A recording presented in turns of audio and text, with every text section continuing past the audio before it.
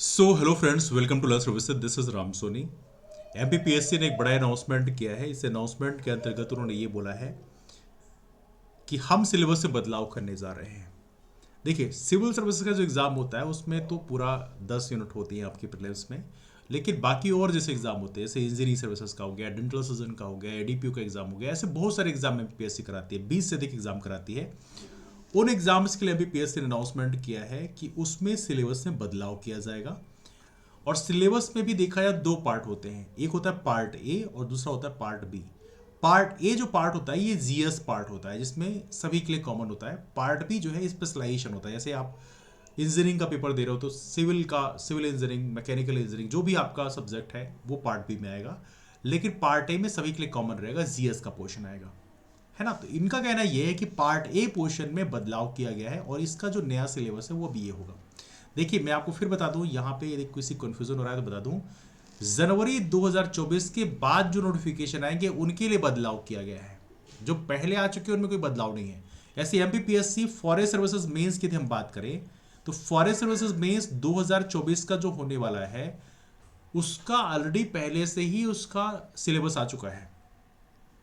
2024 का एग्जाम है, part A और पार्ट बी पोर्शन में ही होता है उसका, लेकिन उसमें कोई बदलाव नहीं किया जाएगा।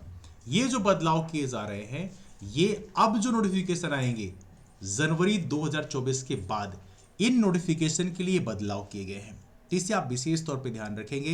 This is very important one. और जो फ्रेंड्स ऐसे हैं, जैसे डेंटल सर्जन की तैयारी कर रहे हो, इंजीनियरिंग सर्विस तैयारी कर रहे हो, या आयुष मेडिकल ऑफिसर्स में आयुर्वेद है, होम्योपैथी है ना, डिफरेंट डिफरेंट फील्ड्स होती हैं, उनके लिए यदि आप एग्जाम की तैयारी कर रहे हैं तो आपको ध्यान रखना है कि पार्ट ए पोर्शन में अब आपको यही सिलेबस को रेफर करना है। क्या बदलाव किए गए हैं, मैं आपको हल्का सा एक ब्रीफ ओवरव्यू देता हूं। क्योंकि पहले भी 5 यूनिट हुआ करती थी और उन 5 यूनिट में देखा जाए तो क्या क्या यूनिट होती थी।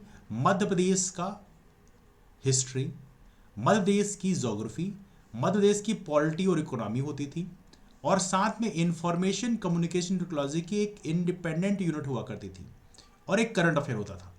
तो इसमें एक बदलाव ये किया गया है कि ये तीनों के तीनों तो सेम सेम है, सिलेबस में थोड़ा अंदर चेंज किए गए हैं जरूर। इंफॉर्मेशन कम्युनिकेशन टेक्नोलॉजी जो एक स्वतंत्र यूनिट होती थी उसको हटा के करंट अफेयर में डाल दिया गया है। मतलब इसका वेटेज काफी कम कर दिया गया। जो 10 क्वेश्चन यहां से आते थे अब वो मुश्किल से 3 या 4 क्वेश्चन आएंगे। और इंफॉर्मेशन कम्युनिकेशन टेक्नोलॉजी की जगह हमने डाल दिया ट्राइब्स ऑफ मध्य प्रदेश। मध्य प्रदेश की जो अनुसूचित जनजातियां हैं उनके कल्चर है उसको आप पढ़ेंगे पूरी एक यूनिट। मतलब ट्राइब्स का वेटेज बढ़ा दिया गया, ट्राइब से पूरे 10 क्वेश्चन पूछे जाएंगे अब। और करंट अफेयर में इंफॉर्मेशन कम्युनिकेशन टेक्नोलॉजी को ऐड कर दिया गया। मतलब करंट अफेयर से भी 4-5 क्वेश्चन, 5-6 क्वेश्चन आएंगे और 4-5 क्वेश्चन इंफॉर्मेशन कम्युनिकेशन टेक्नोलॉजी से आएंगे। तो ये एक नया बदलाव किया गया है। सिलेबस को यदि ब्रीफ ओवरव्यू भी हम देखना चाहें तो देख सकते हैं। बिल्कुल सिंपल कर दिया, सिंप्लीफाई कर दिया है।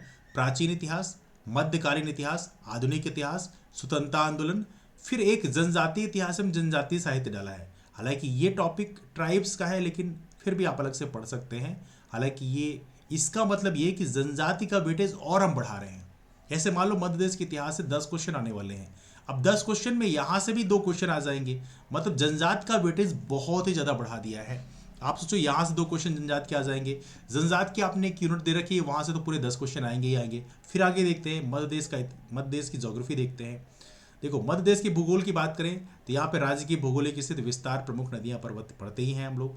जलवायु, मौसम, मिट्टियां, तापमान, वर्षा, वनों के प्रकार, वनोपज पढ़ते हैं। प्रमुख फसलें, सिंचाई के स्रोत, सिंचाई परियोजनाएं पढ़ते हैं। ताप विद्युत परियोजनाएं पढ़ते हैं। जनसंख्या का आकार, वृद्धि और साक्षरता, यातायात, खाद्य प्रसंस्करण उद्योग।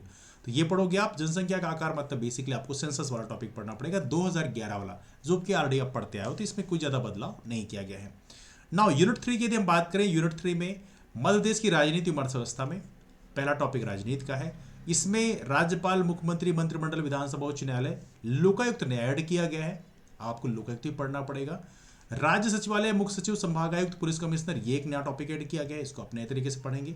जिला प्रशासन, नगरीय प्रशासन, स्थानीय स्वशासन।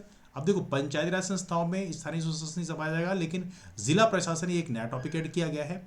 फिर यहाँ पे आयोग ऐड किए गए हैं, राज्य चुनाव आयोग, राज्य सूचना आयोग, राज्य अनुसूचित जाति आयोग, अनुसूचित जनजाति आयोग, पिछड़ा वर्ग आयोग, राज्य महिला आयोग, ये अलग से आपको पढ़ना पड़ेगा।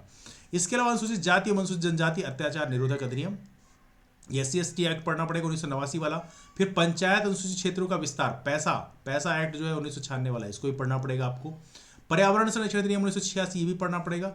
मध्य प्रदेश गौवंश प्रतिषेध अधिनियम 2004, तो मतलब इससे यहाँ से सेक्शन ही पूछे जाएंगे, तो इसको आपको थोड़ा डिटेल में आपको पढ़ना पड़ेगा। तो ये एक बड़ा बदलाव किया गया है, मतलब एक प्रकार से कह सकते हैं मध्य प्रदेश पॉलिटी में नए नए पार्ट ऐड किए गए हैं। तो जो लोग पहले पढ़ रखे हैं उनको ये चीज़ें अपने सिलेबस में नए ऐड करनी पड़ेगी। ना मध्य प्रदेश की इकोनॉमी की यदि हम बात करें, अर्थव्यवस्था में क्या ऐड किया गया है, पहले जैसा ही है, अर्थव्यवस्था का अवलोकन, कृषि एवं ग्रामीण विकास की स्थिति, औद्योगिक एवं आधारभूत ढांचे की संरचना विकास, शिक्षा स्वास्थ्य कौशल विकास, सतत विकास लक्ष्य, ये एक नया टॉपिक ऐड किया है। सतत विकास लक्ष्य में विशेष तौर याद रखना सस्टेनेबल डेवलपमेंट गोल्स, कुल 17 गोल है। यूनाइटेड नेशंस का सस्टेनेबल डेवलपमेंट गोल्स है, 2015 से लेके 2030 तक का हमारा ये लक्ष्य है। इसमें कुल 17 गोल रखे गए हैं, इनके बारे में थोड़ा डिटेल में आपको पढ़ना पड़ेगा, कौन कौन से गोल्स हैं। उन गोल्स में आपसे पूछ लेगा चौथा गोल कौन सा है, पांचवा गोल कौन सा है, तो ये भी जानकारी आपको होनी चाहिए। इसके अलावा बहुआयामी गरीबी सूचकांक में मध्य प्रदेश की स्थिति, ये टॉपिक भी आपको यहाँ पे पढ़ना पड़ेगा। तो यहाँ पे आप देख सकते हैं कोई बड़ा चेंज नहीं है, लेकिन थोड़ा थोड़ा चेंज किया गया है। सबसे बड़ा चेंज है यूनिट 4 में पूरा का पूरा जनजातियां डाल दी गई हैं। अब देखो जनजातियों में देखा जाए तो जनजाति से जुड़े हुए क्वेश्चन ऑलरेडी आपको यूनिट 1 में पढ़ रहे हैं। फिर पॉलिटी में भी आपको थोड़ा थोड़ा जनजाति से एक क्वेश्चन आ सकता है, तो 3 क्वेश्चन तो वहां से आ जाएंगे, 10 क्वेश्चन यहाँ से आ जाएंगे। मतलब जनजाति का वेटेज कितना कर दिया, 13-14 क्वेश्चन अब यहाँ से आएंगे। दैट इज होना ह्यूज, आने वाले कल में बहुत बड़ा पोर्शन रोल प्ले करेगा। इसके अलावा यूनिट 5 में क्या है, करंट अफेयर। करंट अफेयर के साथ में इंफॉर्मेशन कम्युनिकेशन टेक्नोलॉजी है। तो मध्य प्रदेश का और राष्ट्रीय, मध्य प्रदेश की महत्वपूर्ण समसामयिक घटनाएं, जनजाति कल्याण, जन कल्याणकारी योजनाएं, चर्चित व्यक्तित्व, महत्वपूर्ण संस्थान, ये पूछा आता है। कंप्यूटर, आर्टिफिशियल इंटेलिजेंस, ये सारा टॉपिक ही आपका है। तो कुल मिला के देखा जाए तो सिलेबस में कोई बहुत चेंज नहीं किया गया है, लेकिन ट्राइब्स का पोर्शन न ऐड होने से अब पिक्चर काफ़ी बदली हुई नजर आएगी, है ना।